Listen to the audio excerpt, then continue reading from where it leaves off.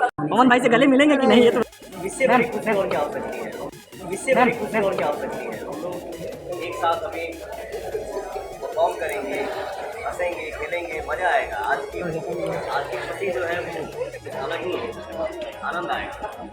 पवन भाई से गले मिलेंगे कि नहीं, ये तो बड़े बताएं। भाई हमेशा रहे मेरे और हमेशा रहेंगे, इसमें बुरा है कहाँ। तो मेरे सम्मानित हमेशा रहे, आज भी हैं, कल भी हैं और आजीवन हमेशा मेरे सम्मान में है वो, और हमेशा मैं सम्मान करूँगा क्योंकि भोजपुरी के अंदर संस्कार है, और संस्कार है तो संस्कार में ये हमारे बड़े भाई लोग, इनको देखकर हम बड़े हुए हैं और इनके आदर्श को अपना आदर्श बनाते ही हम बड़े हुए हैं। तो कोशिश हमारी हमेशा अपने क्षेत्र में रहती है कि हम बेहतर से बेहतर काम करें और उसी पर चर्चा करें तो ज़्यादा बेहतर है, क्योंकि काम से ही चीज़ें बड़ी होगी, विवाद से चीज़ें बड़ी नहीं होती, काम से बड़ी होगी। और मुझे लगता है कि हमें काम ही करना है। जी, भोजपुरी आइकन के लिए क्या कहना चाहेंगे खेसारी जी?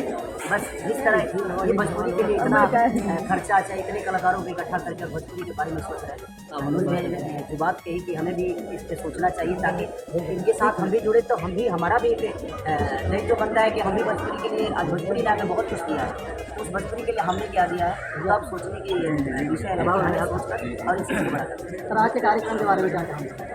अभी तो बोला खत्म होने के बाद बताएंगे कि हम लोगों ने कितना इंस्पायर। खेसारी भैया, आपके और पवन सिंह के बीच एक सीट युद्ध करीब 1.5-2 सालों से चला आ रहा है, ये क्या है, क्या खत्म हो गया? बहुत सालों बाद आप लोग साथ में किसी मंच पे दिखाई देने वाले हैं, कुछ गले वाले भी मिलेंगे, कुछ बातें होंगी, दोस्ती की बातें होंगी, क्योंकि ऐसे ही सीट युद्ध कभी रवि किशन और मनोज तिवारी के बीच में भी चला आता था इंडस्ट्री में। तो देखिए फिल्म के रवाज में हम लोग आए, मुझे लगता है कि हम उस विषय पे बात कर रहे हैं।